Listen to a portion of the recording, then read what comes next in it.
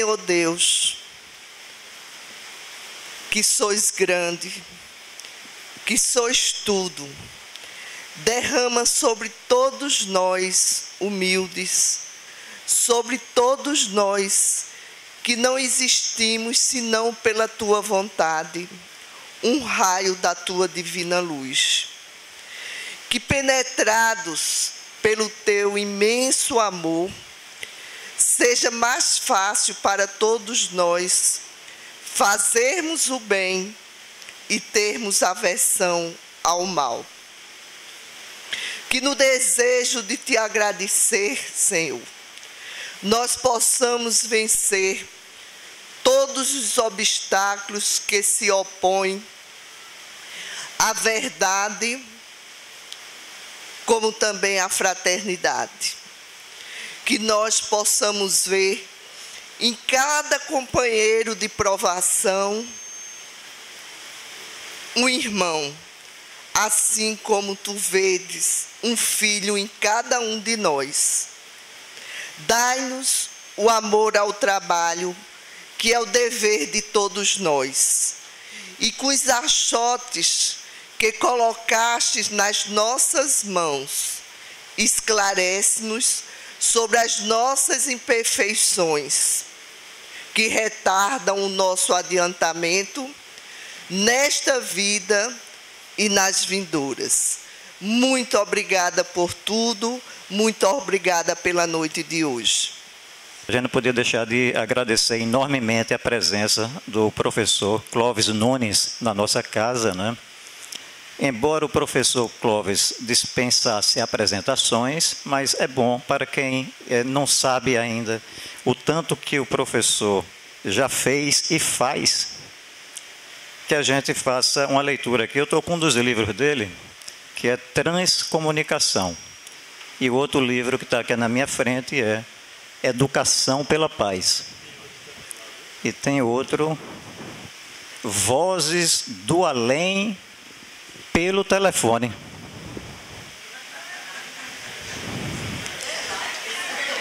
Será? Está aqui.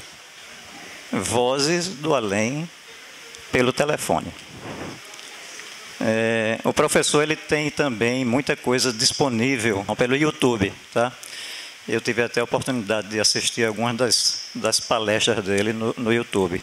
Aqui na orelhinha desse livro dele, sobre transcomunicação, professor Clóvis é empresário, professor, projetista técnico, parapsicólogo, pesquisador de fenômenos paranormais, escritor e conferencista espírita, especialista em transcomunicação instrumental, cultura de paz, desarmamento e ufologia científica. Membro da Sociedade Suíça de Parapsicologia em Zurique, membro representante no Brasil do Centro de Estudos de Transcomunicação de Luxemburgo, autor de conferências proferidas em todos os estados brasileiros e em 25 países, a exemplo de Inglaterra, França, Espanha, Portugal, Alemanha, Índia, Japão, Estados Unidos, Canadá, dentre outros. Consultor de programas sobre assuntos paranormais da Rede Globo de televisão, tendo sido entrevistado em mais de 50 programas de TV, como Fantástico, Globo Repórter, Sem Censura, Silvia Popovic, Márcia Peltier, Jô Soares. Já concedeu mais de 1.200 entrevistas e por aí vai. É um currículo riquíssimo, né? Então, isso já dá uma pitadinha assim do que nós temos a absorver na noite de hoje, né? Muitíssimo obrigado, professor Clóvis, por estar conosco nessa noite. Mais uma vez, boa noite, sejam bem-vindas, sejam bem-vindos. A leitura de uma mensagem maravilhosa do livro Presença de Jesus, Caminhos da Sabedoria, ditado pelo Espírito Marta, através do nosso querido irmão Frederico Menezes. Presença de Jesus. Ele luariza nossas vidas com agêntios raios de amor. clareia toda a senda do viajante, fazendo luz nas trilhas mais sombrias do mundo. Faz resplandecer o farol do discernimento quando nos defrontamos com dias difíceis, elucidando circunstâncias que teimam em perturbar o indivíduo. Ante as ondas das provações, sua presença em nossa vida representa o apaziguamento das refregas e sua mão evita o sossobrar de nossa embarcação. Quando chegam as noites dolorosas das lágrimas escondidas, ele estende um lenço de estrelas tecido no linho da esperança e faz sublime diferença no tocante à espera do amanhecer. A presença de Jesus significará sempre o anteparo e a sustentação, o alimento, a água cristalina, organizando pelo amor os passos de cada um de nós, apontando na caridade a luminífera estrela de brilho feérico a piscar suave e doce, falando de futuro e felicidade, paz e plenitude, sustentando-nos os passos vacilantes. Muita luz para todos. Obrigado, Tony. Vou passar para a Carol fazer a prece de abertura. Obrigada, Eros. Boa noite a todos. Agradecer mais uma vez a Clóvis Nunes e a todos vocês. Temos muitos pensamentos aqui, então vamos orar juntos, né, em comunhão, e agradecer a Deus pela oportunidade de estarmos aqui reunidos, procurando, né, o conhecimento, a mudança, o desejo, né, de esperança, de fé, de a cada dia aprimorarmos, né, termos a oportunidade de a cada dia, e aqui hoje, nesta casa, buscarmos aprender, buscarmos a mudança, buscarmos por meio do conhecimento, da fé e da esperança, sermos melhores, agirmos como verdadeiros cristãos, sermos bondosos conforme os ensinamentos do Cristo, conforme os ensinamentos enviados pelos missionários da luz, os espíritos bondosos que nos guiam nossos passos, aqui, hoje e sempre. Inspira, Senhor, o nosso irmão Clóvis Nunes, para essa palestra maravilhosa que sabemos, por tantas outras que já assistimos, que possamos assim sairmos aqui mais ávidos ainda do conhecimento e, sobretudo, da mudança, e que possamos fazer, sim, um bom combate no campo do Espiritismo. Que assim seja hoje e sempre. Caros irmãos e irmãs, que a silenciosa paz do Mestre da Paz nos mantenha em paz. O nosso tema, ele aqui será resumido, pouco mais de 1 hora de fala, mas ele traz um dos princípios básicos da doutrina espírita, que é a evolução. Entre os 9 princípios fundamentais, a evolução constitui, dentro da doutrina espírita, uma base de compreensão do processo de desenvolvimento espiritual de todos os seres, de todas as formas de vida. Na natureza tudo evolui, tudo se transforma e tudo muda de uma forma ou de outra.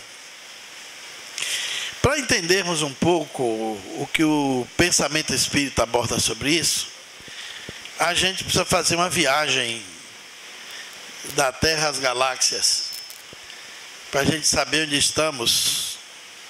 Embora estejamos aqui no planeta Terra, esse planeta azul, o terceiro planeta do Sistema Solar, que tem uma idade.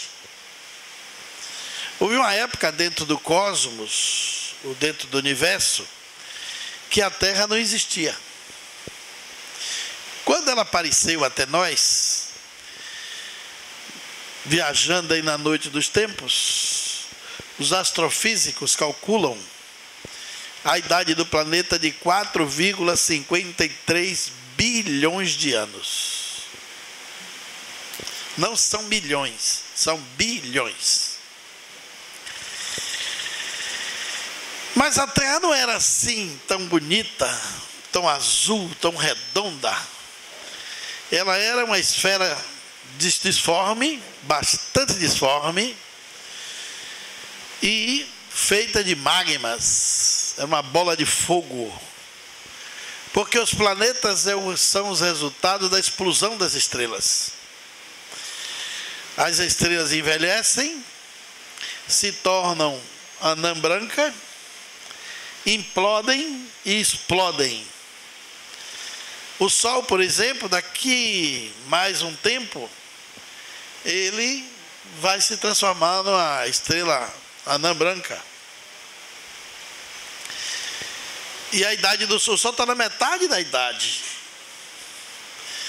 Ele tem 4,5 bilhões, mas a idade útil dele é de 9 bilhões de anos. Então daqui a mais ou menos 4 bilhões e meio, a gente tem que arranjar outro lugar para viver, porque na Terra não será mais possível, porque não teremos o Sol. Mas dá tempo todo mundo casar, pagar conta, ser feliz, reencarnar muitas vezes e até superar o processo reencarnatório. Mas esse planeta de 4,5 bilhões não foi povoado por nós, seres humanos, tão rapidamente. Quando a Terra tinha 1 bilhão de anos, não tinha água. Era aquela bola de fogo, fruto da explosão das estrelas, que volita no espaço quando a estrela explode, e ela cai no campo gravitacional de outra estrela, que foi o Sol. Caiu aqui no campo gravitacional do Sol e fez um movimento circular, porque o Sol também tem esse movimento circular. O Sol se move, embora em relação à Terra, nós nos movemos em torno dele, mas o Sol também viaja no cosmos, que está na galáxia, que também viaja no cosmos. E quando ela tinha 1 bilhão de anos, um grande cometa se chocou com a Terra. O cometa é um bloco imenso de gelo que se desloca de alguma posição no universo e se chocou com o nosso planeta. E o gelo, para derreter, fez chover na Terra 500 milhões de anos. Não foram 500 mil anos, foram 500 milhões de anos. Tem gente que acha a tempestade de 5 dias um horror. Imagine 500 milhões de anos chovendo. Foi dessa chuva, do choque do planeta, que se formou as águas dos oceanos, de todos os continentes. E a Terra passou a ter 70% de água na sua superfície. A água veio de fora desse choque do cometa, que se derreter, para derreter, levou muito tempo. Com a presença da água na superfície, a Terra foi esfriando.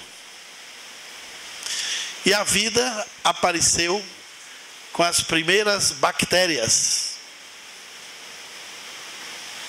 tanto lá no mar quanto na superfície terrena. O nosso planeta ainda não esfriou totalmente. O núcleo da Terra ainda tem 5.000 graus Celsius. Tem magma lá dentro. Com a mesma temperatura que tinha na superfície antes do cometa bater e gerar o oceano. O planeta se chocou no caso. Mas cada 10 metros que você cava, aumenta 1 grau na Terra, para baixo. E se você for a uma distância ao núcleo, você não consegue chegar, porque a temperatura é elevadíssima. Um vulcão, quando explode ali o magma na superfície do vulcão, ele vai esfriando do núcleo, chega ali mais de 1000 graus na superfície. Mas lá no centro, onde é muito quente, a Terra ainda tem a mesma temperatura que tinha na superfície. Ela vai esfriando na noite dos tempos. Os geólogos fazem uma conta, que é uma analogia para a gente entender a nossa chegada aqui no planeta. Eles fazem essa analogia com um tempo imaginário que nós podemos calcular que vai da ponta do nosso nariz, da ponta do nariz à ponta do dedo. Até a chegada da cutícula, não tinha gente.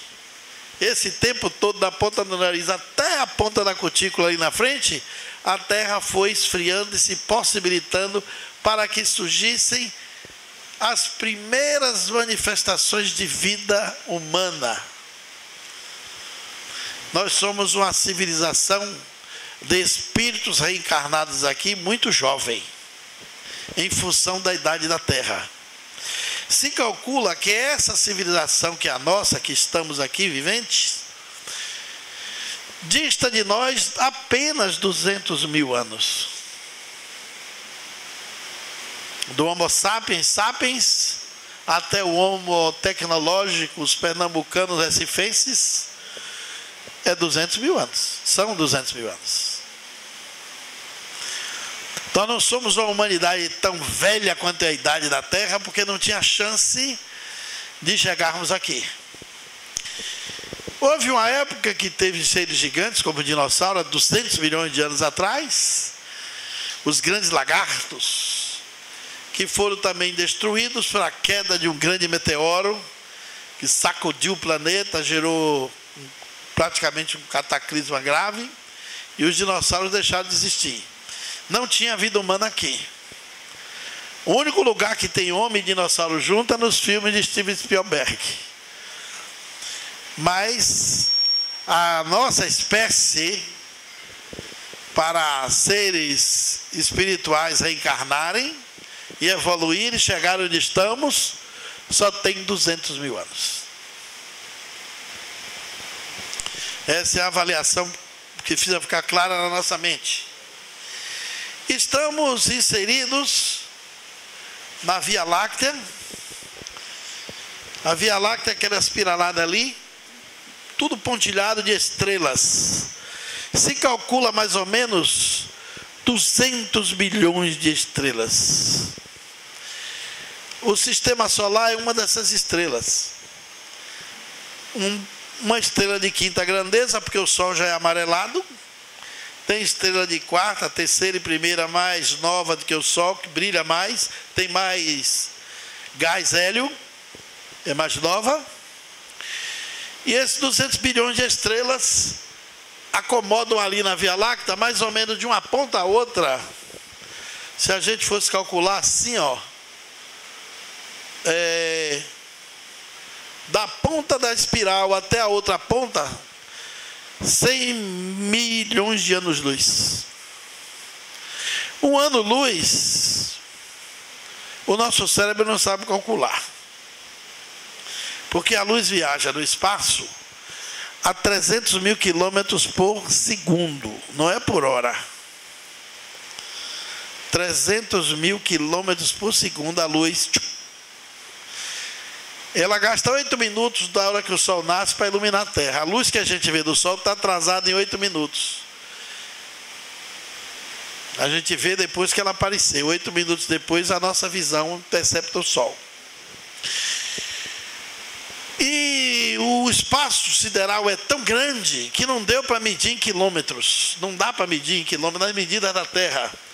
Aí os cientistas resolveram medir na velocidade da luz. E calcular o ano-luz.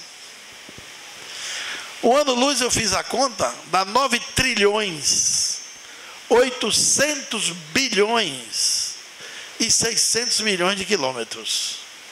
O nosso cérebro não sabe o que é 1 trilhão. A gente não tem essa percepção rápida do que é 1 trilhão. Um matemático chinês fez uma conta que se a gente contar em notas, ele botou em dólar para estimular, né? Se você contar em nota de dólar, de 1 em 1 dólar, e não parar para beber, dormir ou descansar, você leva 30 anos para chegar a 1 trilhão. Quem duvidar pode começar a contar. Imagine 9 trilhões, 800 bilhões e 600 milhões de quilômetros tem um ano-luz. Imagine a galáxia com 100 milhões de anos-luz de comprimento. 100 mil anos-luz. É uma distância imemoriável. Só para ter uma ideia o que é a velocidade da luz, da minha cidade para São Paulo é 2.000 quilômetros. Eu não sei de Recife quantos quilômetros são. Mas se você sentar numa cadeira para ir a São Paulo e for calcular na velocidade da luz quanto tempo você chega, você tem que dividir 2.000 por 300.000. Vai dar 1,5 milésimo de segundo. A nossa mente não sabe o que são essas medidas. Mas vamos fazer analogia para entender. Você já viu aquele ponteiro do despertador aumentado que faz assim, o marco segundo e segundo? Você vai dividir aquele tempo daquele ponteirinho de 1 segundo em 1.500 pedaços de tempo. Você vai gastar um desses 1.500 pedaços para sair da Bahia para São Paulo. Se você sentar na cadeira e disser assim, vou a São Paulo, antes de começar a pronunciar a letra V, você já chegou lá. Isso é a velocidade da luz. O diâmetro da Terra, que é 40.000 quilômetros, se você sair aqui, ó, de Recife, se sair de Recife e voltar para Recife, sair daqui, ó, dar a volta ao mundo e voltar para Recife, você fez 40.000 quilômetros de distância. Em 1 segundo, a luz dá 7 voltas na Terra e ainda sobra um tempo para ela descansar. Em 1 segundo, você teria dado 7 voltas no planeta. É a velocidade da luz em 1 segundo. E essa galáxia que nós temos aqui, constituída de bilhões de estrelas, está o Sol.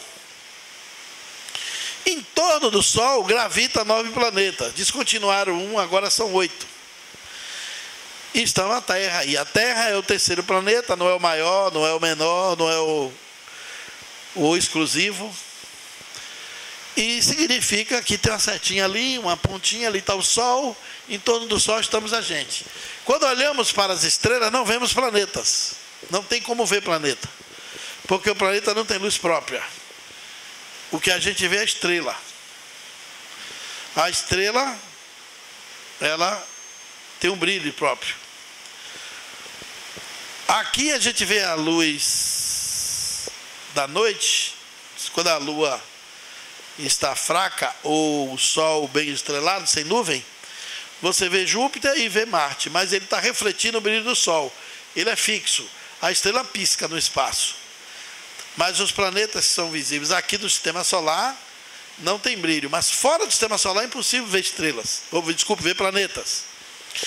Cada estrela dessa tem um sistema planetário. A nossa galáxia não é a única. Existem milhões de galáxias maiores e milhões de galáxias iguais e milhões de galáxias menores. É tudo muito grande aí em cima. O homem, dizia Pascal, vive numa aventura entre infinitos, porque nós somos o tudo diante do nada para o invisível infinitamente pequeno. E somos o nada diante de tudo para o infinitamente gigante, grande, colossal, que são os sistemas siderais. A Terra passa a ser dentro da galáxia, se nós considerarmos o estádio do Maracanã, a Terra é menor que o menor grão de areia que está no gramado. E aqui estamos nós vivendo em relação a esse planeta. E muita gente matando o outro até por causa de um pedaço de terreno de 10 por 20. Não temos noção direito de onde estamos, de onde viemos, qual é o nosso endereço no cosmos, e o que representa nosso estágio de vida pisando aqui no chão do planeta. Sabemos pouco sobre isso. A gente sabe o superficial, o necessário, mas a gente não sabe a complexidade que nos trouxe aqui. A vida na Terra e a espécie humana. Quando aparecemos aqui? Antes desses 200 mil anos, nós tivemos um período dos humanídeos. Os humanídeos. Foi aquela zona aqui de desenvolvimento, ó. A primeira espécie foi o antropóide, o macaco que perdeu a cauda. Deles vieram os australopitecos. Dos australopitecos para nós, 3 bilhões de anos. Depois dos australopitecos, eles eram macacos vegetarianos que viviam nos galhos. Por conta das catástrofes, eles desceram e tiveram que se tornar carniceiros e predadores. Por conta disso, apareceu o Homo habilis, eles desenvolveram as primeiras habilidades. Tiveram que pegar um pau para defender o seu filhote de um outro agressor. Tiveram que ser caçadores, coletores.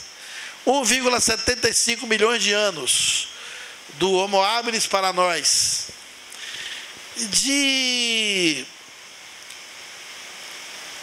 Do Homo habilis para o Homo erectus, que foi aquele que levantou a coluna, o fêmur ficou mais rígido e a cabeça aqui na testa, dos Homo habilis para trás, o cérebro era menor, a curvatura da testa era bem para trás. A glândula da consciência veio aparecer na parte frontal quando a nossa testa cresceu, o cérebro aumentou o volume. Aí nasceu o Homo erectus, começou aí há 700 mil anos atrás. Do Homo erectus veio o Homo sapiens. Do Homo sapiens para nós, 250 mil anos. E do sapiens veio o sapiens sapiens, que chegou a nós aqui, com 200 mil anos de distância, nos civilizamos e nos tornamos o que somos hoje. Mas antes disso, nós éramos primatas. Esse período aqui todo é chamado de humanídeo, período humanídeo. Esse período de humanídeos, a consciência foi transladando no processo evolutivo, e a primeira encarnação do espírito começou aqui, ó, no Sapiens Sapiens. De lá para trás nós éramos extintos. Depois a gente conquistou a razão. Com a razão veio a individualidade. E com a individualidade veio a primeira encarnação, quando o espírito alcançou a sua instituição de identidade espiritual, caracterizada como espírito mesmo. E de lá para cá, nós tivemos, as pessoas pensam que foi muito tempo, tivemos apenas 800 gerações atrás de nós. Ninguém tem na Terra mais de que 800 reencarnações. O máximo que a gente já teve foi isso. Mas vamos avançando um pouquinho. Para entender como é que o espírito aconteceu na matéria. Pena que o projetor é pequenininho, mas vocês vão fazer um esforço imaginativo que eu vou falando ali para ver se dá para entender. Aquilo ali tem duas linhas. Me empresta um pincel desse para ver se ajuda aqui. Opa, vai cair aqui. Me ajuda.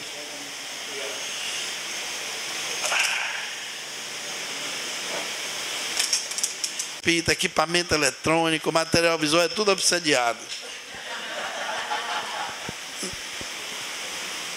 Não funciona bem. A gente não aprendeu ainda a adaptar a casa espírita para as palestras pedagogizadas, que a maioria dos palestrantes faz tudo discurso de pastor, faz pregação. Mas na hora de dar aula a gente fica com os materiais complicados. Mas eu vou ver se dá para eu escrever para vocês entenderem. Mas vamos pensar ali. Ali tem duas linhas que se cruzam assim. Digamos que uma seja XY e outra seja YY, XX. Cada linha tem uma denominação. Elas se cruzam. Quem está lá atrás está vendo esse cruzamento, não está? No cruzamento das linhas é um ponto zero. Vamos dizer assim, a escalada do princípio inteligente. Porque o Espiritismo ensina, pelo Livro dos Espíritos, que antes do Espírito acontecer como individualidade, nós éramos um princípio inteligente. Lá atrás, antes dos humanídeos, o princípio inteligente existia antes do Espírito. O princípio inteligente transladou do processo evolucionário da matéria e chegou a ser o que nós somos. Seres humanos, encarnados na matéria e espíritos habitando a matéria, como consciência. Mas o princípio inteligente aconteceu no primeiro reino, que é o reino mineral. Depois ele transladou para o reino vegetal. Depois ele passou para o reino animal. Depois para a dimensão humana. No reino animal é aquela zona de individualização, onde chama-se o período dos hominídeos. A alma se individualizou no período de hominídeos e chegou na dimensão humana. Seriam essas duas linhas assim, ó. Aqui seria X e aqui Y, que é o que está ali no gráfico. Aqui é o ponto zero. É a chegada do princípio inteligente na matéria. Esse primeiro triângulo aqui seria o reino mineral. O segundo, que eu vou fazer bolinhas aqui para diferenciar, seria o reino vegetal. O terceiro, o reino animal. Aqui a zona de intelecção, que seria os humanídeos. E aqui a espécie humana. Vamos botar reino nominal. Aqui estamos nós. Mas antes do espírito se individualizar e ter a primeira encarnação aqui como o Erectus, digamos que o Homo sapiens, aliás, o Homo sapiens sapiens, a primeira encarnação começou aqui. Mas o princípio inteligente chegou aqui primeiro. Lá no reino mineral. No reino mineral, o princípio inteligente desenvolveu a afinidade. Mas não é aquela afinidade do sentimento. É uma afinidade por coesão e atração dos átomos, da espécie, da matéria, uma dimensão química que faz que um átomo de um cobre não seja o do ouro, o átomo da pedra não é o do bronze. A constituição atômica de cada natureza mineral se dá por uma afinidade. E nesse período de inação da matéria, o espírito desenvolveu a afinidade. O princípio inteligente, melhor dizendo, não era espírito ainda. O princípio inteligente evoluiu, mais ou menos como o milho que você põe no fogo e vira pipoca. Ele saiu daquela dimensão e foi para desenvolvendo aí a sensibilidade no reino vegetal. Com os estímulos, o vegetal recebendo o impulso do vento, o movimento das folhas, fotossíntese, essa coisa toda que todo vegetal possui. Aí o espírito desenvolveu aqui a sensibilidade, o princípio inteligente. No animal, ele avança e desenvolve o instinto. No reino nominal, ele desenvolve a razão. Se individualiza e se transforma em espírito reencarnado.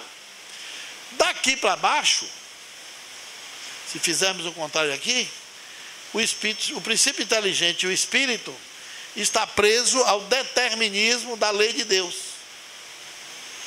o determinismo das leis espirituais que rege a matéria.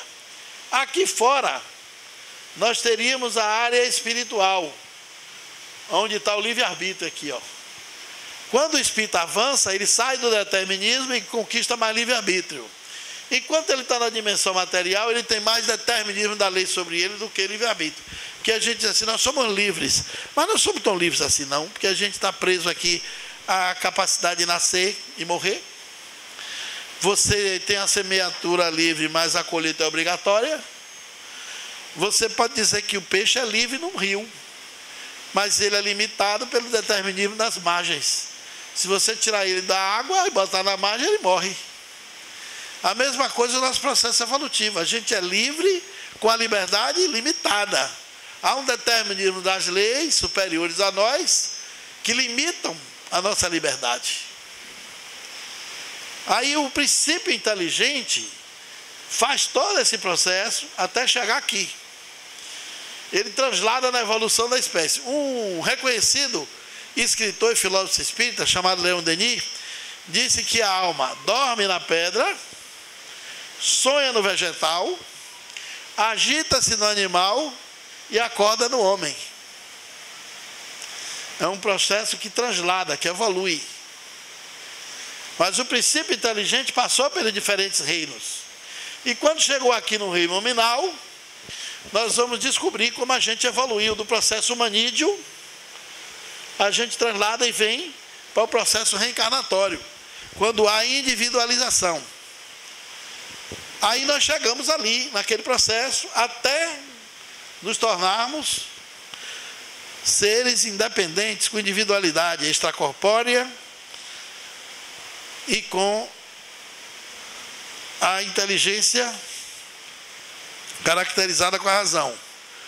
A vida na Terra é a espécie humana. O período dos humanídeos até nós, olha, pense bem quanto tempo, dos australopitecos, que é aquela primeira espécie de lá, ó, aquela primeira espécie lá atrás, daqui para nós, 3,9 milhões de anos. As primeiras sociedades humanas até os nossos dias existiram cerca de 800 gerações. Então, é aquele número que eu falei, que a gente só viveu 800 vezes. Tem gente, eu tive mais de 2.000 reencarnações na Terra. Não teve como. Não deu tempo. A maior parte dessas 800 gerações, nós vivíamos na Idade da Pedra. Ainda tem esse detalhe.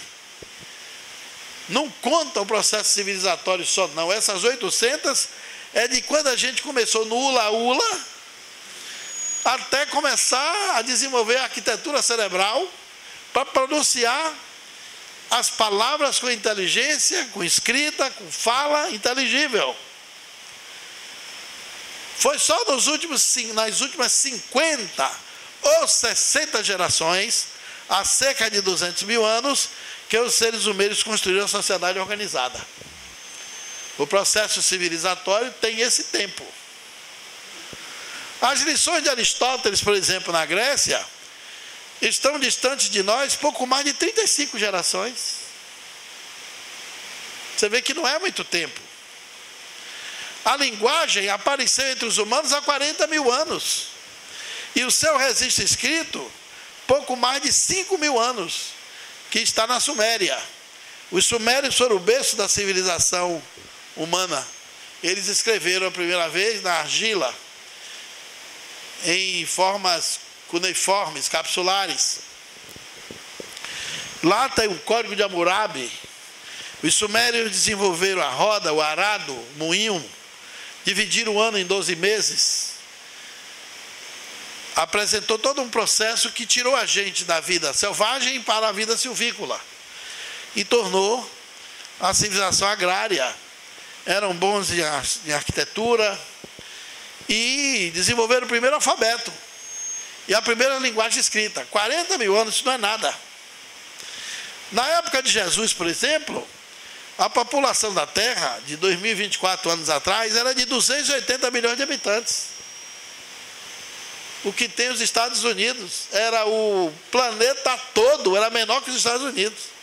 O Brasil tem mais de 200 milhões.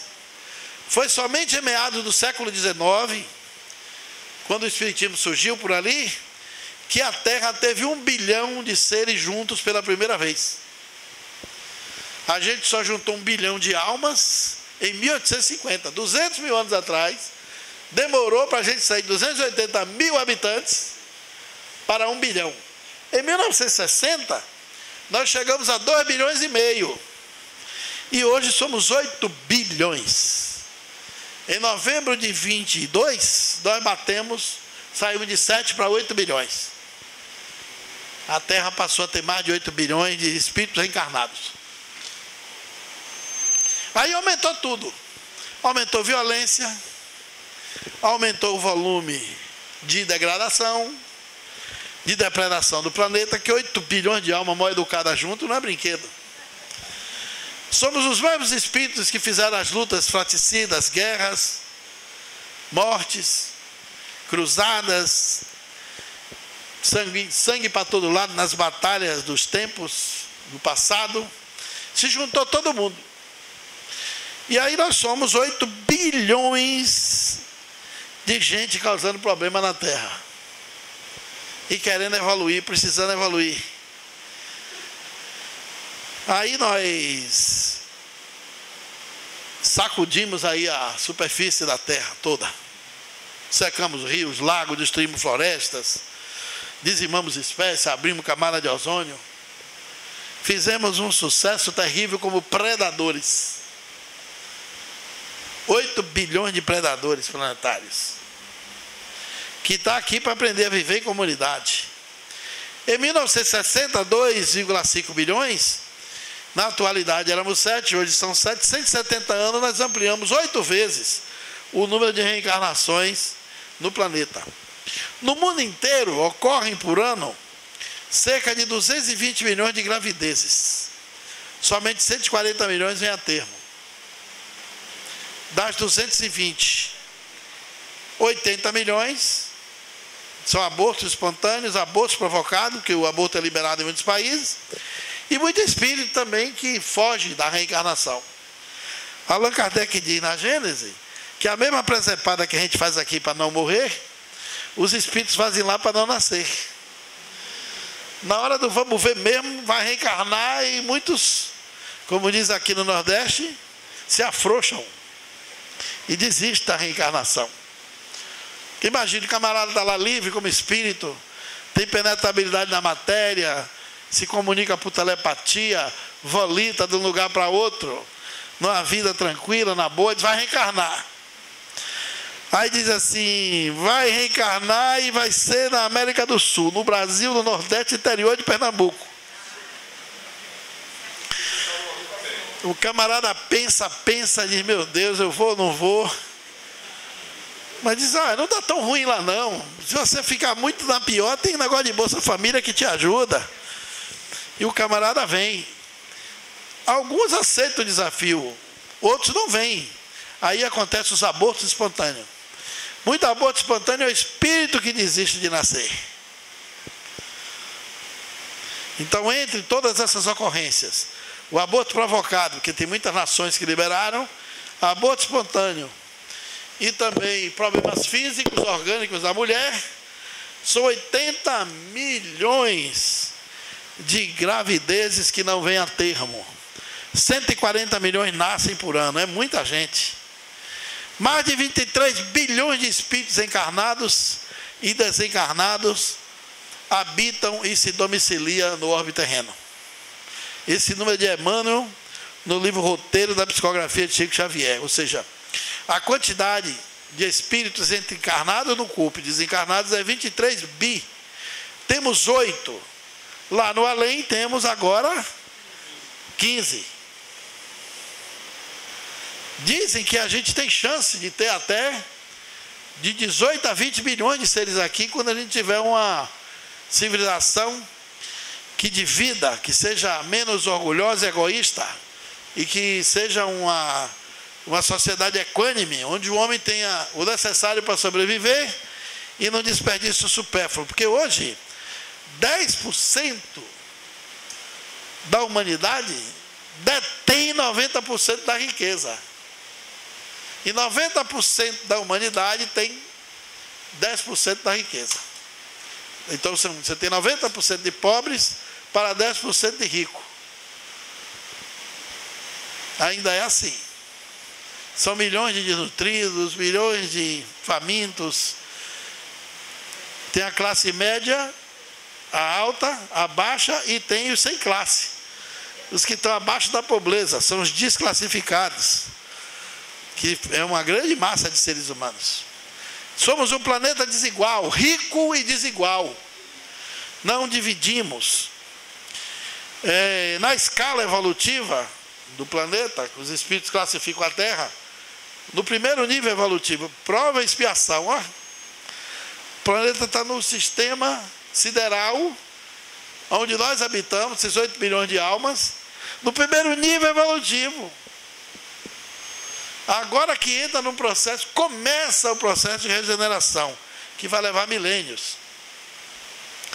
E nesse ciclo, nós estamos aqui, nascendo, vivendo, morrendo e renascendo. O ciclo das vidas sucessivas.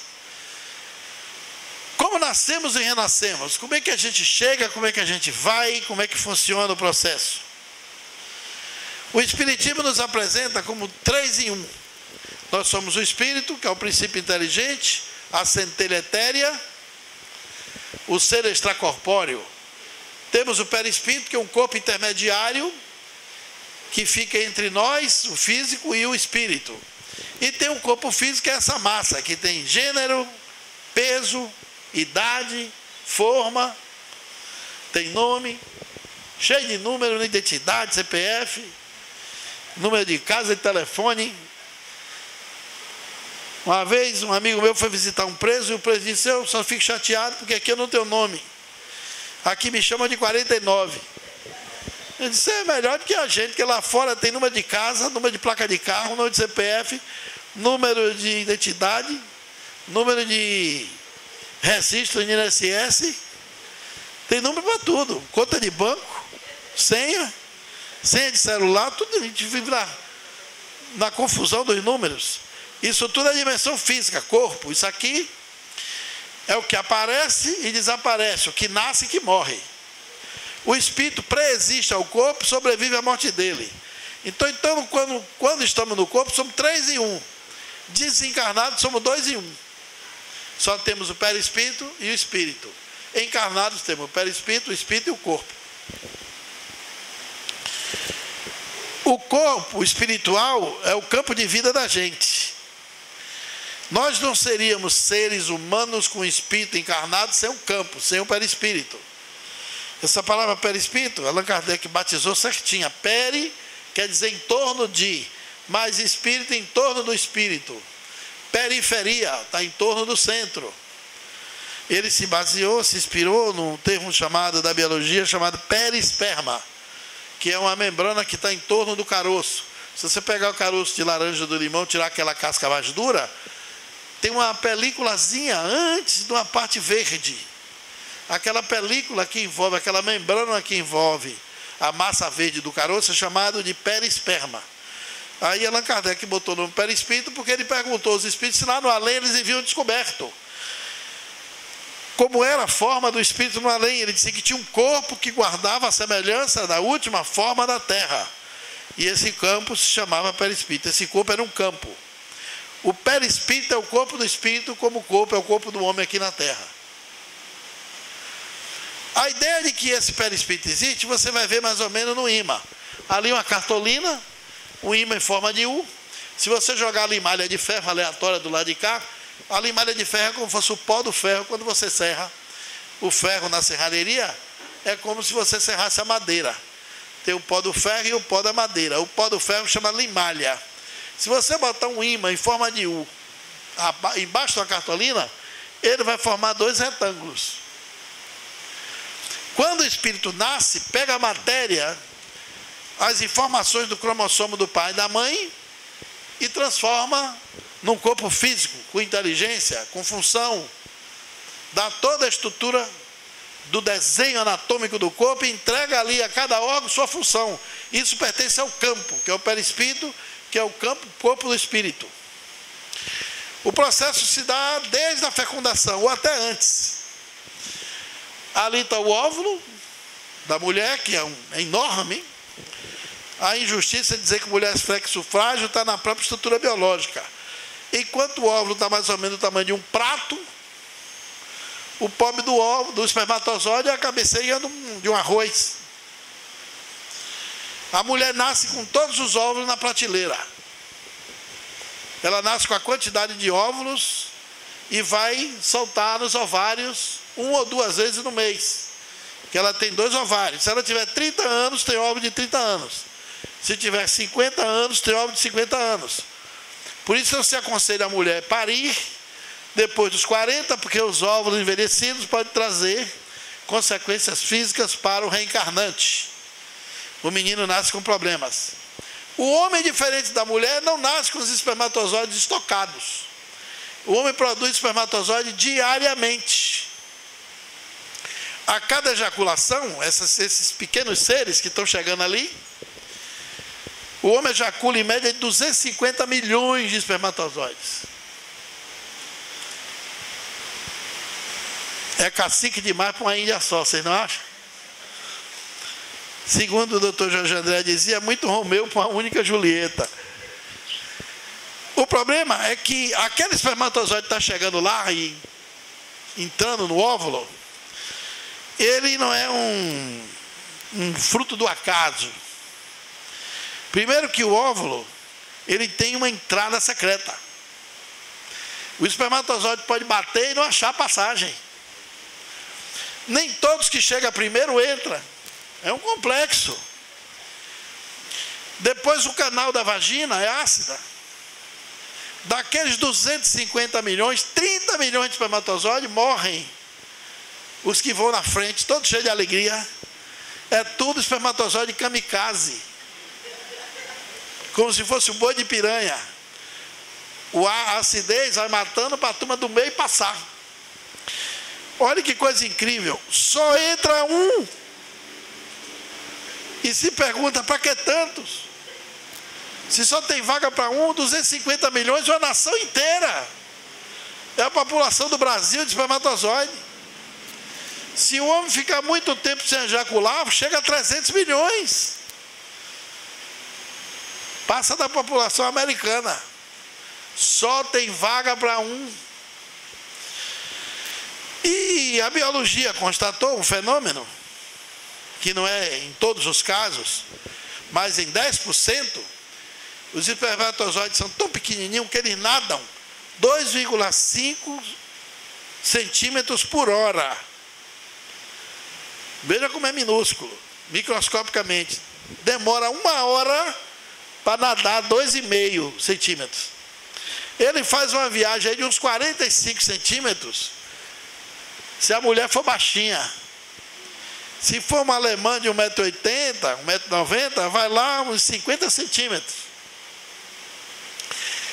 Quando ele chega, não é nenhuma garantia que vai passar, porque pode estar batendo no lugar errado. Mas descobriu que o óvulo vai ser fecundado por um espermatozoide que ele mais ou menos escolhe. Ele vai se guardando para o espermatozoide certo. Existe na cabeça do espermatozoide, na ponta, uma espécie de antena espiral, transparente, que era invisível, até os microscópios de rastreamento eletrônico detectar. Que se comunica vibracionalmente com o óvulo. Olha que coisa incrível. E o espermatozoide mais sadio, o que mais tem condição de chegar lá é que vai passar. Tem uns, quanto a maioria é 2,5, tem um que incorpora a Ayrton Senna e vem nadando aí a 3 centímetros por hora, passando todo mundo.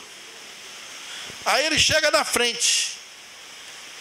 Quando ele entra, o óvulo se organiza, se movimenta, se direciona, se posiciona, entregando a passagem secreta para o espermatozoide entrar.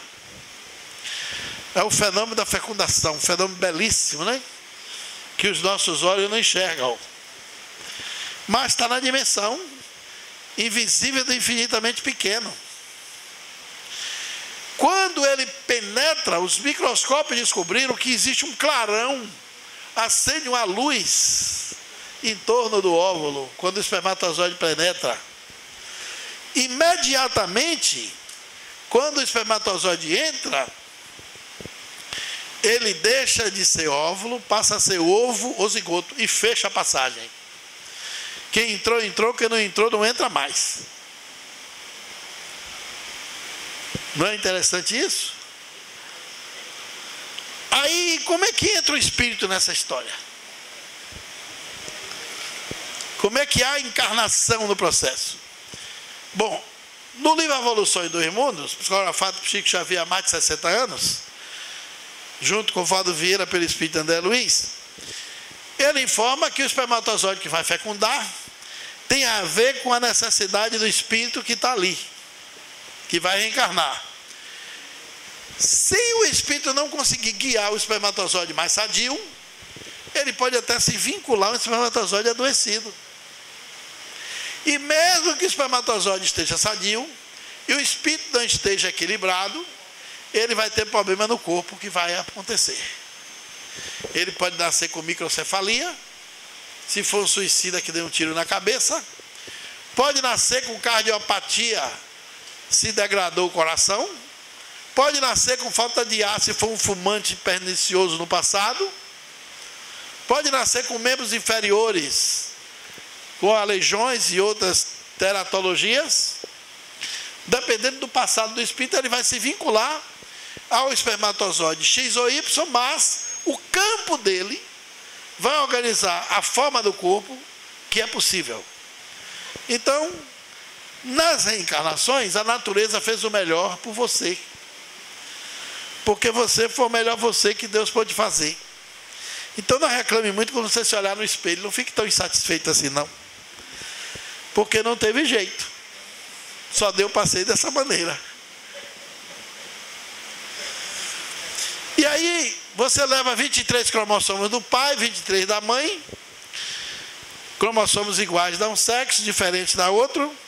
Mas, por fora dessa visibilidade que estamos vendo, existe um mundo complexo de invisíveis possibilidades do além. O espírito reencarnante pode se ligar ao corpo antes da fecundação, quando ele guia o espermatozoide. Ele pode escolher o espermatozoide por sintonia e afinidade e levar o espermatozoide mais sadio a chegar, é a minoria. Vamos dizer 10% dos nascimentos. Os 90%, o espírito se afiniza com o espermatozoide de acordo com a sua necessidade evolutiva, para trazer corpo sadio ou corpo adoecido. O campo do espírito, que é o perispírito, se acopla no óvulo. Toda vez que o espermatozoide fecunda, o espírito se aloja, tem vida. Se não tiver espírito, o corpo não se forma. No máximo, natimorto, pelo processo do automatismo das células. E o feto vai embora. A mãe perde o bebê naturalmente. Mas, quando o espírito se liga, aí tem gente lá para nascer. Regra geral, o espírito se liga aí, na hora da fecundação. Mas tem caso que pode se ligar antes. E tem caso que o espírito pode se ligar depois da fecundação, que são os óvulos congelados. Os embriões congelados, melhor dizendo. Os embriões congelados têm espírito? Bom, você pega o espermatozoide, fecunda o óvulo e bota no embrião. São milhões de embriões congelados que ficam guardados lá para você tirar e botar no útero de uma mulher. Nos Estados Unidos teve uma mulher que tinha gêmeos, ela achou que ia ficar caro para criar dois, congelou um e criou outro. Quando um tinha 3 anos, disse: minha mãe, eu quero um irmão. Aí o marido disse: vamos pegar na clínica, ele já está lá pronto, pré-fabricado. Pegou, colocou e o menino nasceu. E hoje você escolhe, se você não puder ter bebê, você vê as informações genéricas, que é olho azul, que é louro, que é moreno, que é mais ou menos assim, sabe mais ou menos a cara que vai ter o bebê, pelos cromossomos do pai e da mãe que fecundaram ali. Você escolhe o sexo. O mundo mudou, evoluiu bastante. Mas isso aí está muitos graus abaixo de zero. Eu não acredito que tem espírito nenhum aí. Só se for um espírito otário, para estar lá tiritando de frio. Não sei quantos bordos agarra de zero, esperando a boa vontade de reencarnar um dia. Não funciona assim. Então, nesses casos, o espírito se liga depois da fecundação. Mas a regra geral é na hora. Mas também tem uma minoria que pode ser antes. A interação do espírito, perispírito e corpo. Funciona assim, ó. Essa organização toda perfeita, de mais de 240 ossos, trilhões de células, a gente se transforma numa máquina perfeita. Todas essas funções estão no perispírito. A biologia diz que não é o órgão que faz a função. A função é que faz o órgão. Mas a biologia não sabe explicar quem faz a função. A função vem do espírito, do campo, que é o perispírito. O espírito quer, o perispírito comanda e o corpo faz. A função é toda extrasensorial, não é biológica. E aí o espírito vai organizando o novo corpo. E a organogênese da espécie recapitula a filogênese. Durante os 9 meses, nós somos seres aquáticos. Porque o espírito passa pelas narinas o líquido aminoácido do útero. Por isso que o parto na água não mata o bebê afogado. Porque ele já tem água dentro das suas vias respiratórias. Aí a gente ali vive meio aquático. Quando respira e chora, e a gente bota o oxigênio nos pulmões, a gente começa a experimentar um outro tipo de existência. Aí vamos ter uma vida aérea. Você já reparou que o bebê até 7 meses, ele não senta? Se botar ele sentado com 2 meses, ele quebra a coluna. Ele é do braço para o berço, do berço para o braço, de um braço para outro, é vida aérea, como se fosse uma ave. Está no ar. Depois, antes de ficar de 4, ele se arrasta com a barriga. Depois fica de 4, fica quadrúpede. Depois todo mundo acha bonitinho ele de 4 engateando, né? Mas vai você engatear para ver como é feio. Se for no meio da rua, principalmente. Vão achar que você pirou do juízo, né? Aí o bebê levanta, fica bípede, anda meio trôpego e aprende a caminhar. Mas olha que coisa interessante. A organogênese da espécie, que é o período que está no ventre até o nascimento, o princípio inteligente revive, o espírito revive a filogênese da espécie humana. Porque para chegar onde chegamos, nós passamos por todos os reinos. Passamos pela água, pelos vegetais, até chegar nos homens. A gente se comporta mais ou menos. Nosso olho, até um certo período, é bilateral, como são dos répteis. O dos répteis fica lá e o da gente vem para frente. E até o 3º mês o homem tem cauda, como tem o boi, como tem outras espécies. A gente perde a cauda e o boi continua. A gente fica de 4, se levanta e o boi continua de 4. E outras espécies quadrúpedes. A gente só está faltando agora levitar e voar. Para isso tem que desencarnar, né? Mas no corpo físico a gente ainda tem esse processo. Então a organogênese recapitula a filogênese da espécie. Aqui um caso dos chifópagos. Os irmãos Shang e Eng, no Sião, na Tailândia. Eles nasceram em 1811 e morreram em 74. Viram que eles viveram muito? 63 anos, concordam? Desse nome apareceu o nome de irmãos siameses, porque eles eram do Sião. Foi o primeiro caso que tomou evidência. Participavam de um circo, que antigamente as teratologias e as sequelas dos renascimentos era motivo de chacota, era bullying explícito e vivia de espetáculo. Você pagava para fazer bullying. E eles foram vítimas disso. Só que eles cresceram no circo O dono do sítio se afeiçoou, porque os dois eram gente boa. Eles compraram a parte do circo, 10%, depois compraram mais 10%. O dono do circo ficou velho, ninguém queria o circo. Eles chegaram a meio a meio. E antes do homem morrer, ele comprou mais uns 20%, ficou com 70%. Quando o homem morrer, eles herdaram o circo. Aí deixaram de ser espetáculo para ser produtores do espetáculo. Ficaram ricos. Mas o incrível é que os dois se casaram. Cada um com uma mulher. Um teve 7 filhos e outro 6. Eu sei que vocês devem estar fazendo aí 1000 perguntas imaginativas. Como é que era o processo reencarnatório desses meninos? Mas não me pergunte, que eu também não faço a menor ideia. Mas que nasceram, nasceram. É incrível. Mas a espécie humana guarda as suas complexidades. E os gêmeos.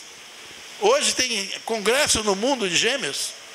O último foi em Paris. Reuniu 1.500 gêmeos. Para se inscrever, você tem que ser gêmeo, tem que ir com a mesma roupa todos os dias. E os palestrantes todos gêmeos, os organizadores do congresso todos gêmeos. Os pesquisadores todos gêmeos. Aí se descobriu fenômenos paranormais entre os gêmeos, telepatia, paranormalidade de todo tipo.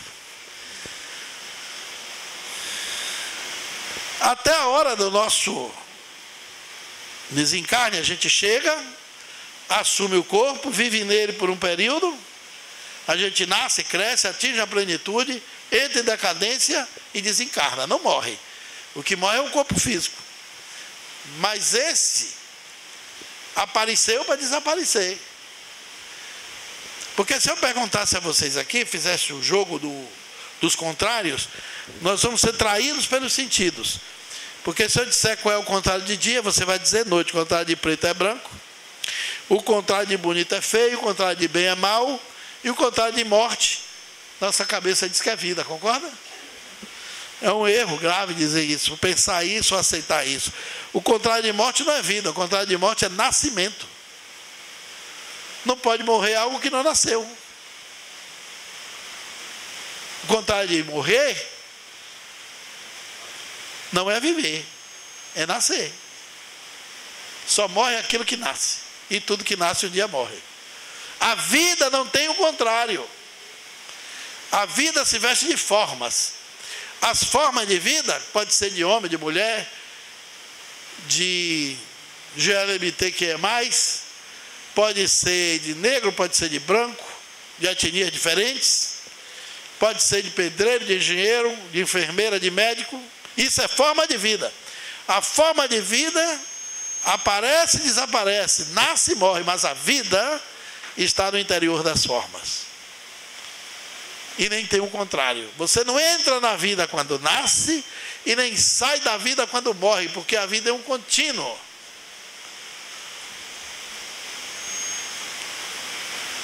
Então vai chegar a nossa hora de deixar o corpo.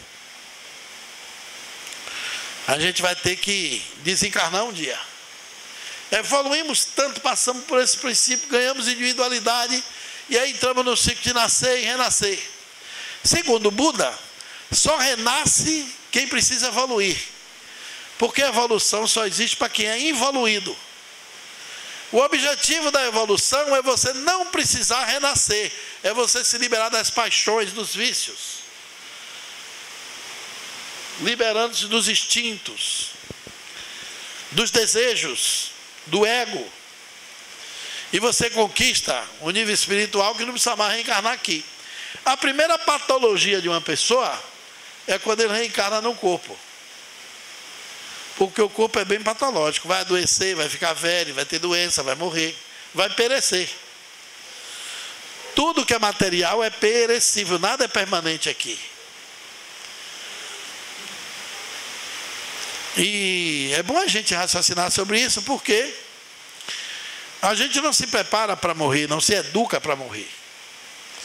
Na Terra não tem nenhum tipo de pedagogia para educar a gente para a morte. Olha que para nascer tem muita coisa. Tem o pré-natal, tem até fetologia para cuidar do feto, não é? tem a obstetria, você tem a neopediatria, que é quando o menino nasce ali nos primeiros dias, tem a pediatria, mas você faz 70, 80, não tem nada, não tem defuntaria, não tem velhacaria, não tem nada para tratar você. Você vai na marra e vai achando que vai ficar. E se alguém, os filhos não comentam com os pais idosos, se comentar pega mal. O pai pensa que o filho está desejando a morte para ficar com a herança. E se tiver herança é que não comenta, faz de conta. Muitos não fazem testamento, dá problema, dá conflito, dá litígio. E a gente vive no corpo iludido como se não fosse sair dele. Mas vai chegar a hora que a gente vai sair assim, ó. O corpo vai ficar, o espírito vai embora. O sono noturno nos treinam para morrer. A natureza treina a gente 7, 8 horas para dormindo para morrer. A diferença da morte para o sono é que no sono você volta. Na morte você vai e não vai voltar mais. Vai ter um dia que a saída vai ser definitiva. Uns morrem dormindo, a raríssima morre. Mas a maioria morre na opressão mesmo. O espírito sai porque o corpo não aguenta mais. Mas que vai. E eu não sei se vocês já pararam para pensar, mas no auditório desse, tira, né, a garotinha que está aqui, que é a mais novinha. Eu calculo assim nos próximos 40 anos, com mais 2 ou 3 jovens. 40 sendo muito otimista. Estaremos todos mortos aqui nesse auditório. Já pensaram nisso? Todos mortos, todos. Porém vivos no além. Mas para quem ficou assim meio sorridente, que só tem 30, tem uma coisa chamada morte prematura, que leva de 20% a 27% das pessoas.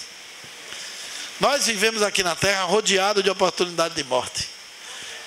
Nós morremos a cada dia vivendo. Eu estou sendo muito otimista porque aqui eu vejo na plateia que tem muita gente que está mais para lá do que para cá.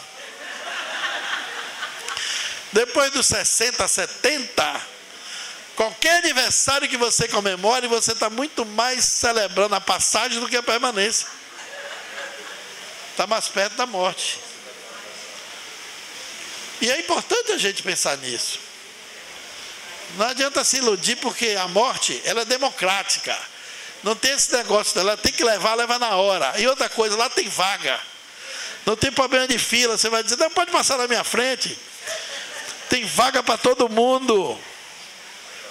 Quando ela chega, não tem conversa. É definitivo, você vai. Pode ser uma trombose, um acidente de carro, um derrame cerebral, uma parada cardíaca, respiratória. Tem um bocado de nome interessante, né? Mas que morre, morre. Mas o interessante é você conquistar a convicção de que você não morre na essência. Nós somos donos de 2 naturezas. Uma natureza biológica, carnal, que morre, e um essencial, invisível, que não morre, que é o espírito que somos. Corpo é o que nós temos. O que evolui ao longo da história não é só o corpo foi evoluindo. Você lembra que o corpo foi evoluindo do antropóide até o homem sapiens sapiens e até nós hoje? Daqui a mais uns milênios nós teremos um corpo melhor do que esse, mas o espírito avança muito mais rápido do que a evolução do corpo, até uma época que nós nos transformaremos em espíritos puros e não precisaremos mais reencarnar nesses mundos de provas e expiações, de sofrimentos, de dores, de angústias, de apegos. Aí a gente supera a paixão pelas virtudes. Então, assim, o processo evolutivo é lento, mas ele não para de funcionar. Uns vão mais rápido, porque a natureza é como uma escada rolante que te leva. Mesmo que você queira descer, a escada te leva. Mas quem anda na escada rolante chega mais rápido, concorda?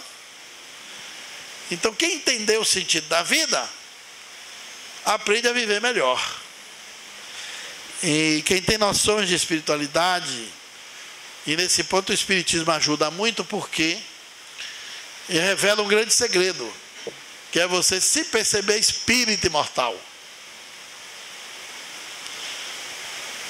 Você tem aquela convicção de que você não é só a matéria, mas o espírito que na matéria habita, e que você vai embora a qualquer hora com sua natureza, com sua personalidade, seu caráter, tudo isso se conserva. A outra coisa maravilhosa é que os parentes nos esperam. Os que foram na frente, né? Deve ser uma coisa legal. Por isso que a pessoa, quando está para morrer, vê os parentes. Já parou que muito idoso fica vendo pai, mãe, irmão mais velho, tio, padrinho. Lá na Bahia diz assim, se o pé inchar e a pessoa vê parente 3 dias, é só mais uma semana, morre. Então, se começar a ver parente, pode se preparar que pode ser que esteja perto. Porque os parentes do além rodeiam a pessoa para esperar a chegada. A morte é tristeza para quem fica e deve ser alegria lá para quem chega. Porque a pessoa pode dizer assim, rapaz, José está para vir quarta-feira aí. A turma se prepara para quarta-feira receber José que vai chegar. Somos uma comunidade de espíritos que povoam o planeta, que é um planeta em evolução, ainda atrasado. Somos espíritos instintivos. A gente vive... Freud dizia um termo que nós somos subdiafragmáticos. Vive do diafragma para baixo. A maioria das pessoas é sexo satisfeito, estômago cheio, não precisa mais nada. Está satisfeito na vida porque é o mundo dos instintos. Mas Jesus veio e disse coisas interessantes. Nem só de pão vive o homem. E ensinou a gente a viver do estômago para cima. Quando falou das verdades espirituais, do amor, do perdão, da ternura, da caridade, da compaixão. São valores universais que independem da nacionalidade, da etnia, de onde você está no planeta, vivendo aonde e em que corpo. E espiritualidade é algo essencial, que nos nutre. É uma grande possibilidade que a gente aprende a viver melhor. Então, espero que eu tenha ajudado a entender um pouquinho. O equipamento ali deu para ver mal, mas deu para desenvolver paranormalidade de evidência em vocês. Alguém fez esforço para ver o que não via. E o gráfico aqui também foi para ajudar a ilustrar. Mas é um tema interessante. O Livro dos Espíritos diz que tudo se encadeia no universo, tudo caminha para a unidade. E do átomo ao arcanjo, todas as coisas têm a ver com todas as coisas, que o Espírito também passou lá pela estrutura do átomo. O princípio inteligente estava lá, na dimensão mais inerte da matéria, que era o reino mineral. Então, se a alma dorme na pedra, sonha no vegetal, agita-se no animal e acorda no homem, com certeza ele se angeliza no espírito. Ele se supera na espiritualidade como um ser eterno e espiritual, que é o que o Espiritismo nos ensina. Essa doutrina incrível, que abre luz na noite escura das nossas ignorâncias e nos faz pensar de uma maneira muito lúcida essa interação da matéria com o espírito e como é que a matéria não é nada sem espírito. A prova disso é que depois que o espírito sai do corpo, você tem que sepultar aquela veste, que 12 horas depois começa o mau cheiro. E a matéria entra em estado de putrefação, quando a função se desarticula do órgão. Quando a energia bioplasmática da gente para, o espírito se desliga, os laços do perispírito se rompem da estrutura ortomolecular do corpo, a estrutura básica, biológica, e não tem mais vida. O mistério da morte nada mais é do que o espírito que se desliga do corpo. E a gente está aqui, preso a essa ilusão dos sentidos, vivendo no corpo como se para ele fôssemos definitivamente existentes. E não somos. Então, eu queria desejar a todos, com muita sinceridade, espero que seja dentro do tempo que cada um tenha, uma boa morte. Na hora que chegar a hora. Peço desculpas aí pelo pouquinho do atraso. Se alguém quiser fazer alguma pergunta, ainda temos ali uns 15 minutos, concorda? Estamos na dieta do tempo, mas ficou alguma dúvida, alguma coisa que não deu para esclarecer? Diga lá.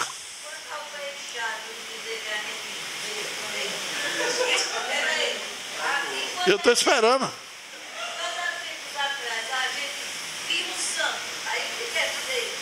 Quando viu o santo? Era algum espírito amigo que tomava a forma de santo para você acreditar nele. Vai, quem mais?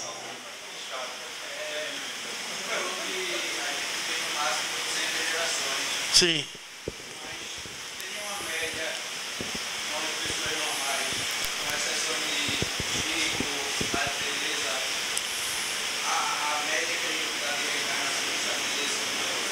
Bom, alguns espíritos evoluem mais rápido que outros. Enquanto a gente fez besteira em 800, tem gente que fez besteira só em 300. E passou as outras encarnações construindo seu processo evolutivo, né? Cada um de nós tem uma necessidade evolutiva de acordo com o nível de crescimento que chegamos. Temos o livre-arbítrio para fazer o que quisermos. Algumas pessoas desenvolvem a capacidade de amar mais do que outras. E quando desenvolvem, dizem, quanto mais você desenvolve a capacidade de amar e você vai indo, o amor vem vindo. E você é puxado aí mais rápido. Porque na natureza, tudo se move nas leis de Deus. E segundo João dizia, Deus é amor. Então as leis da vida têm todo o sentido de amorosidade para aperfeiçoar o espírito. As leis de Deus nos levam, mesmo que a gente não queira. Imagine, a gente saiu lá da Australopiteca, chegou até aqui sem fazer esforço para isso, a natureza nos desenvolveu. Significa que existe um impulso de evolução natural dentro de todas as formas de vida. A gente aqui não consegue enxergar. E sobre essas crianças cristais que vão reencarnar em outra dimensão, elas vêm de outro planeta? As crianças o quê? As crianças cristais e criança índica foi invenção. É um bonde velho que botaram dentro do espiritismo. Isso foi uma ideia de uma parapsicóloga nos anos 70 que não pegou lá nos Estados Unidos, depois tentaram ressuscitar. Mas não tem negócio de criança cristal nem criança índigo. Todo mundo é espírito. Isto é, as crianças que reencarnam mais inteligentes hoje, que a gente acha que é mais inteligente, é porque elas estão rodeadas de gênios, mais do que nós no passado. Quando eu era criança, quantas músicas aqui, quem é da minha idade, de 60 para trás, quantas músicas você ouvia no dia quando tinha 10 anos de idade? Eu me lembro que o primeiro rádio era de antena de arame que meu avô atravessava, ela comia ela na casa. Minhas tias iam assistir novela no rádio, não tinha televisão. Tem muita gente aqui que assistiu a primeira TV preto e branco, depois colorida. Então, hoje, uma criança está rodeada de gênios. Você pega um carro, quando você bota uma chave na ignição, um gênio fez aquilo, um gênio fez o pneu, um gênio fez o rádio que você localiza, as emissoras todinha, outro gênio fez o pendrive para você ouvir música, outro gênio fez o celular que está na mão. As crianças são, de 2002 para cá, existe uma sociedade digital, uma mentalidade, uma humanidade digital. As crianças que nasceram depois da internet, depois que o mundo se globalizou, é chamado de geração digital. Nós, que somos antes de 2002, somos a geração analógica. Nossa mente é analógica.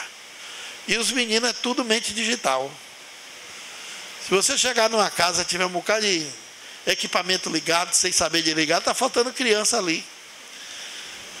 Os meninos pegam um celular com 7, 8, 10 anos e ensinam um pai de 30, 40 como é que faz. É muito mais rápido. E é comum os mais velhos chamar os meninos mais jovens, adolescentes, me ajuda aqui. Como é que eu entro nesse site? Como é que eu consigo operar aqui esse aparelho? O menino vai lá rapidinho e consegue. Porque ele já cresceu no universo digital rodeado de gênios. E o nosso tempo a gente tinha menos gênios em torno de nós. A capacidade de relacionar e aprender é diferente. Você está no mundo hoje de extrema comunicação. No mundo da imagem, da telecomunicação intensa. E no nosso mundo não, era brincando de carrinho, de de lata, falando errado, não tinha ninguém para corrigir. O único nível de socialização era a escola, que você ia aprender com a professora. Hoje, qualquer aluno que sai de casa tem um nível de socialização muito maior do que a escola. Se tiver internet, TV a cabo, acionar canais fechados, ele chega na escola com mais informação do que o próprio professor em alguns aspectos. A escola, por exemplo, não mudou muito. Tudo mudou no mundo, só não mudou a escola. Eu questiono isso ali no meu livro Educação pela Paz. E a criança autista, que é bem inteligente, mas pouco demais, e ela na outra encarnação ficou um gênio ou ficou? Não, a criança autista, ela é um excepcional gênio. Existem diferentes espectros do autismo. Tem uns que são gênios para mais, excepcional para menos e outras coisas. Mas hoje já se fala que a gente não sabia muito a classificação de autista, mas já tem hoje um volume de identificação muito maior do que no passado, que a gente ignorava. Mas toda criança excepcional, ela faz uma coisa poderosa na família. Ela dá sinais de amor e tira do sentimento dos que estão com ela emoções, sensações tão poderosas que nem a pessoa sabia que existia dentro dela. Hein? Bom, é figurativo, mas não é que ele morra, ele entra no estado de transformação. Mas não é a morte exatamente, o espírito eterno não morre nunca. Eu sei que é relativo, a questão da Só um minuto, que ela está perguntando na frente. reencarnação. Sim. Mas normalmente é quanto tempo para reencarnar? Ela pergunta aqui, quanto tempo a gente reencarna? Geralmente você passa no além o tempo que viveu na Terra. Se a média de vida é 70 anos aqui, você fica 70 lá. 50, mas é relativo. Quando você fala assim, regra geral, a regra existe para garantir as exceções. Tem gente que reencarna com meses. E tem casos de reencarnação que foi horas. O espírito desencarnou, passou horas e veio. Os espíritos que lembram de vidas passadas têm intermitência reencarnatória curta. Quando a criança lembra que viveu em outro lugar, e isso é até fonte de pesquisa, a reencarnação é 3, 4, 5 anos no máximo. Ele traz a memória viva da última existência. E quando é menor ainda, que é 1 ano, 2 anos, 7 meses, traz a marca de nascença da última morte que teve. Se morrer enforcado, aparece uma cicatriz. Quebrou o cérebro, aparece o lugar. Se morreu de tiro aqui no queixo, aparece o furo, a cicatriz da bala. Aí aparece até na cabeça onde a bala saiu. Já teve casos pesquisados assim. Mas, regra geral, a gente fica lá o tempo que fica aqui. Mas não tem gente que morre cedo? A maioria não morre velho? Tem uns que morrem nascendo? A mesma coisa é a lei. É assim na terra como no céu.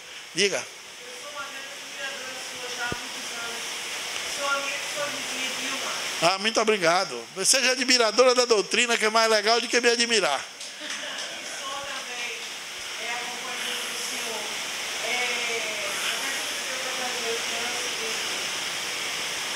Em meio a tudo isso que tem acontecido no mundo, com essas guerras, com tudo isso que vem acontecendo, eu sempre acredito que o mundo vai se tornar um mundo melhor. O senhor, como um grande pesquisador que é, como ser humano que é, o que o senhor tem a dizer de tudo isso? Porque eu sempre converso com Dilma. Olha, Ela diz que sempre conversa muito com o senhor. o mundo sempre...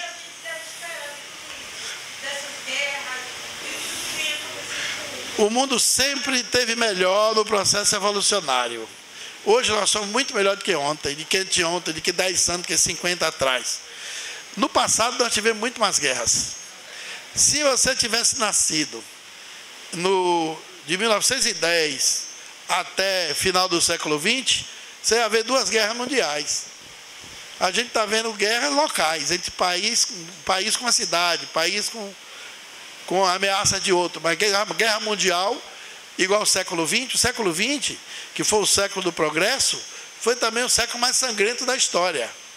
Mas, em compensação, nós tivemos coisas espetaculares que aconteceram, que levaram a humanidade para frente, que impulsionaram o homem a evoluir.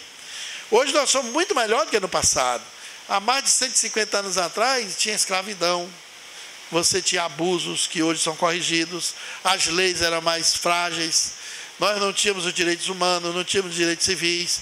não tínhamos a quantidade de manifestações contra o racismo, não tinha ecologia, que só tem 60 anos, direito da criança e do adolescente, 50 anos, direito da mulher, 60 anos, tudo novo. Mas é uma coisa que vai melhorando a cada passo. Como o planeta é atrasado, primeiro nível evolucionário, prova e expiação, cheio de espírito atrasado, porque a Terra é atrasada porque os espíritos que pisam nela são atrasados. Para melhorar o mundo, a gente tem que melhorar o homem. É lento. Mas se a gente olhar, temos que ser mais otimistas do que pessimistas. Então, o comum é a gente entender que estamos aqui para aprender, crescer, mudar e evoluir. Diga lá.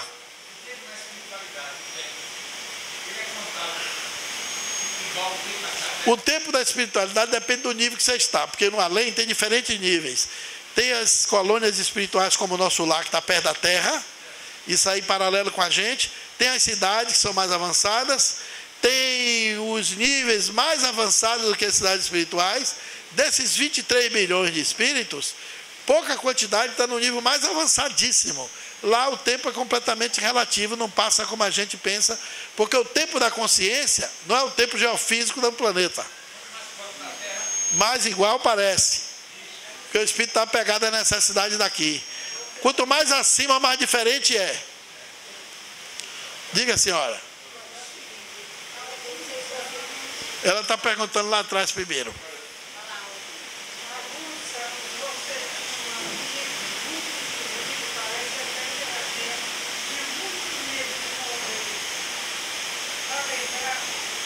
Não estou. Um médico que tinha medo de morrer. Geralmente todo mundo tem medo de morrer. Raro não tem. A maioria tem medo de morrer.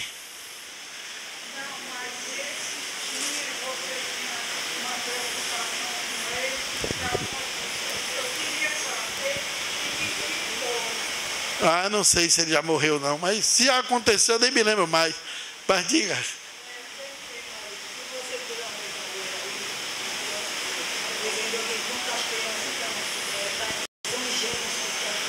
Em torno deles, se assimilam mais. Então, aconteceu há pouco tempo, aí na televisão, uma criança de 2 anos que sabia várias línguas e queria ser médico, baiano, Salvador. Mas isso aí já é outro caso. Aí a memória extracerebral. As crianças gênios, que são gênios amigos, tocam piano sozinha, falam línguas, sozinha, aprendem a ler sozinho. Isso é memória extracerebral. É um tipo de paranormalidade que a pessoa traz de existências anteriores, mas são 0,02%.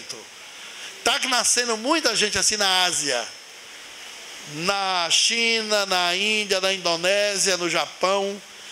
Tem uma quantidade muito maior do que as que nascem aqui no Ocidente, com genialidades incríveis. Tem criança que não tem tato ainda direito no punho e toca sinfonias. Com dificuldade motora, mas toca. É memória extracerebral. Sempre existiu também, mas era mais raro. É comum porque assim, com 8 bilhões de pessoas juntas, aumenta tudo. Não aumenta só a violência, não. Aumenta a mediunidade, aumenta a influência espiritual, aumenta a paranormalidade, aumenta a genialidade. Os gênios aqui no Brasil não é valorizado. Mas existe uma cultura, por exemplo, nos Estados Unidos, que se você estiver na sala de aula com seu filho, e ele foi identificado como gênio, o presidente da República faz uma carta para os pais, tira ele da sala, bota na escola especial, paga a vida estudantil dele para sempre. Ele já sai de lá sendo alto funcionário do governo e, se possível, trabalhando na NASA. E tem uma identificação que diz que 1,5% a 1,3% da humanidade nasce gênio. Mas aqui num país como o nosso, onde não tem uma cultura para os gênios, eles são pessoas inadaptadas, vivem mal, têm dificuldade de relacionar e compreender as pessoas, ser compreendido, têm dificuldade de convivência, e muitos passam dificuldade a vida inteira, porque não sabem ser reconhecidos pela sociedade. Ainda não tem uma política no Brasil, mas vai ter. Se já nasceu num país, vai sendo copiado. E daqui a uns dias a gente vai ter, porque os gênios é quem leva a humanidade para frente. Diga.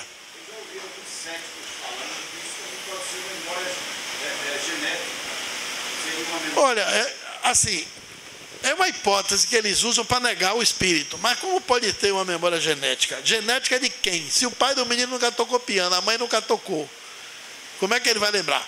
Tem crianças que falam línguas mortas. Como é que é a genética se você não consegue? Fizeram regressão de memória com um africano que nunca saiu da aldeia dele. E na regressão ele falava francês. Ele não teve ancestral francês.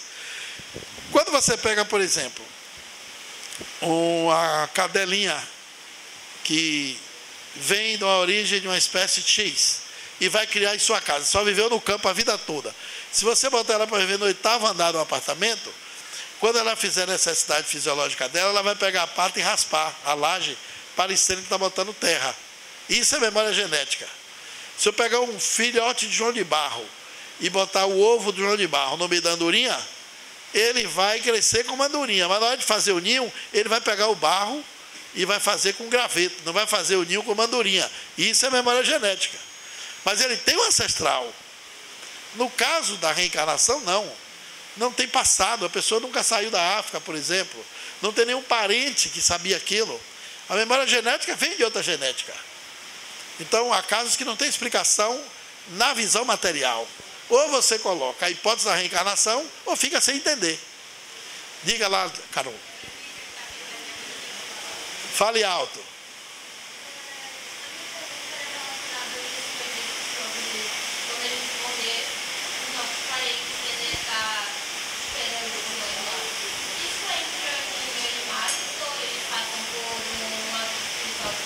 Eu não vi, está baixinho aí, só fala. Tem os ventiladores ligados. Não, o animal lá, ele vive uma espécie de alma-grupo. É o que os espíritos ensinam. Mas há informações que, quando existe muito sentimento em um cão e um dono, e um desencarna perto do outro, é permitido uma duração de 4 a 5 anos entre o animal e o espírito. Por isso que tem gente que vê o cão. Depois que morre, o cachorro vem visitar, ele não reconhece. Há muitos casos de animais que aparecem para médiuns ou em fenômeno de transe paranormal mediúnico. Diga. Não, mas aqui estava na frente já perguntaram, não. Ainda falta 10 segundos. Dá para fazer a última pergunta. Se não, eu encerro. Diga.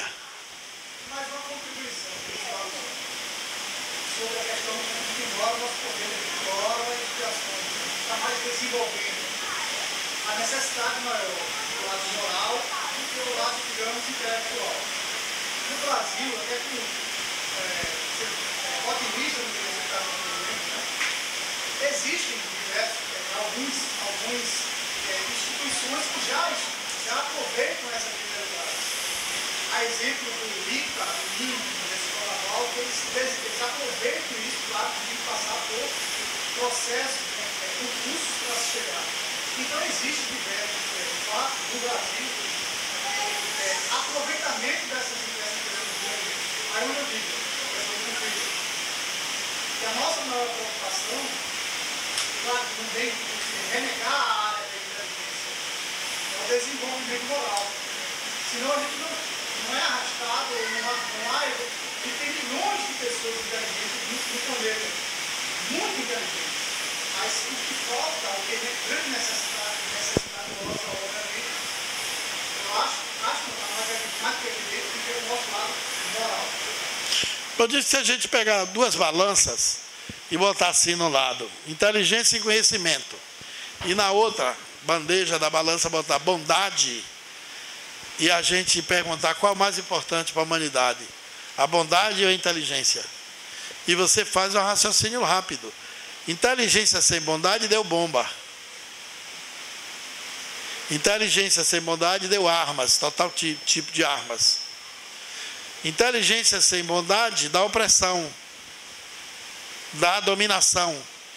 Mas a bondade não. Quando a bondade encontra a inteligência, a bondade passa a fazer o bem, mas bem aplicado.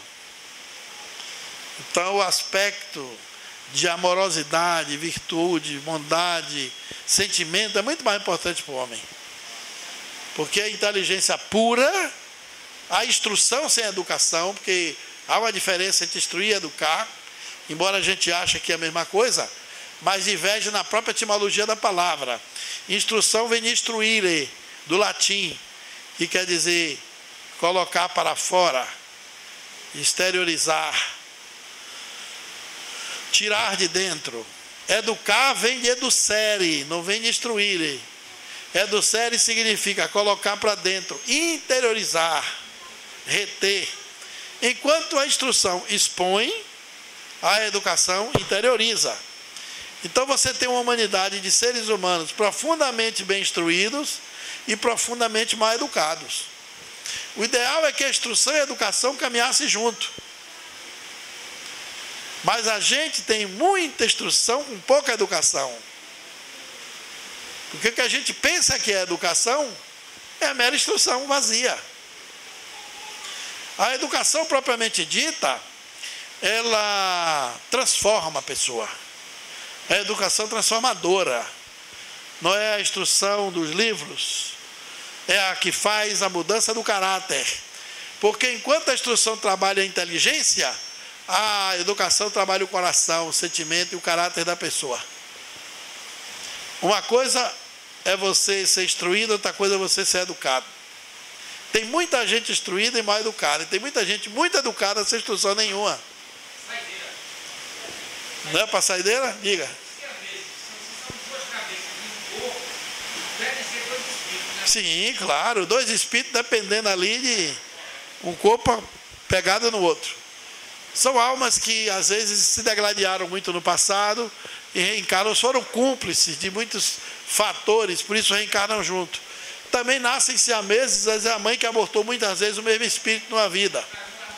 São vários fatores, é multifatorial o processo de siameses. Não vai por bem, vai por outro jeito.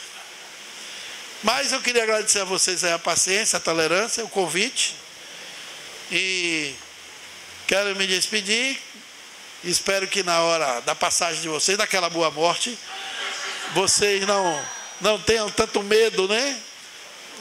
Porque pelo menos assim, se lembrem, né, do fato, poxa, eu posso existir depois que parar tudo aqui. Isso é uma grande esperança, né? Você saber ser espírito é muito legal. Tem aqui alguns livros meus que falam disso. O telefone do além, que é a comunicação dos espíritos por aparelho telefônico. O Transcomunicação, que revela a evolução dessas pesquisas no mundo. Eu trouxe poucos exemplares, porque a bagagem havia muito pesada. E tem Educação pela Paz, que questiona esse sistema de escolas do mundo, que as pessoas falam que a gente precisa de novo sistema político, novo sistema econômico. O que a gente precisa mesmo é de novas escolas. Um outro modelo de escola diferente dessa, que trouxe a humanidade onde ela está. As escolas do mundo trabalhou o homem pela instrução e deu guerra, deu bomba, deu aborto, deu muita degradação, errou, poluição, destruição do planeta. A gente precisa de seres mais bem educados e até mesmo, até se possível, com a instrução no mesmo nível. Se não, menos instruídos e mais educados. Muita paz para todos.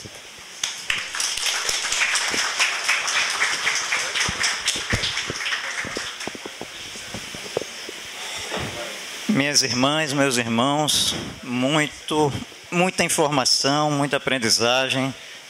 Nossa gratidão e, inicialmente, nossas desculpas, né, pelas falhas tecnológicas.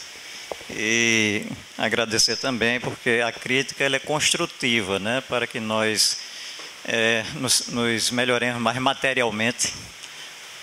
Eu estou olhando aqui para a nossa coordenadora geral ali. Nós vamos investir também um pouco na modernização dos nossos equipamentos, né? Mas, independente disso, eu creio que todos acharam a palestra maravilhosa, né?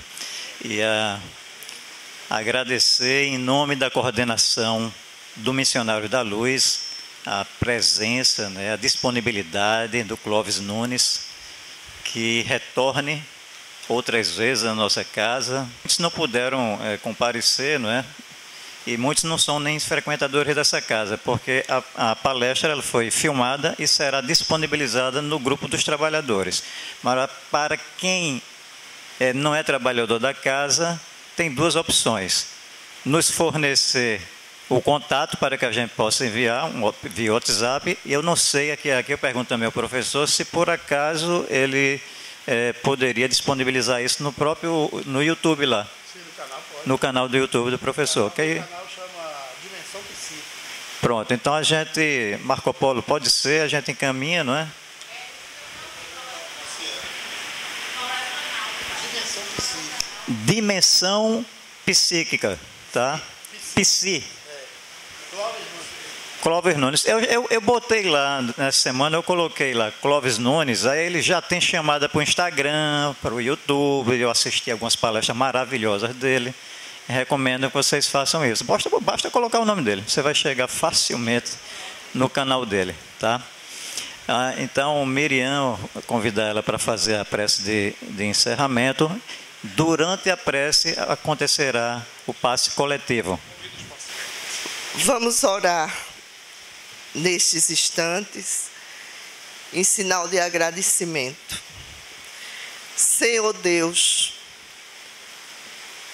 que sois grande, que sois tudo, derrama sobre todos nós humildes, sobre todos nós que não existimos senão pela tua vontade, um raio da tua divina luz. Que penetrados pelo teu imenso amor, seja mais fácil para todos nós fazermos o bem e termos aversão ao mal.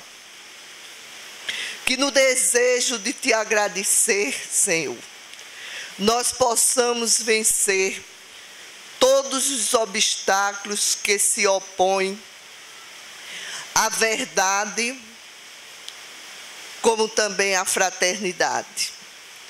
Que nós possamos ver em cada companheiro de provação um irmão, assim como tu vedes um filho em cada um de nós.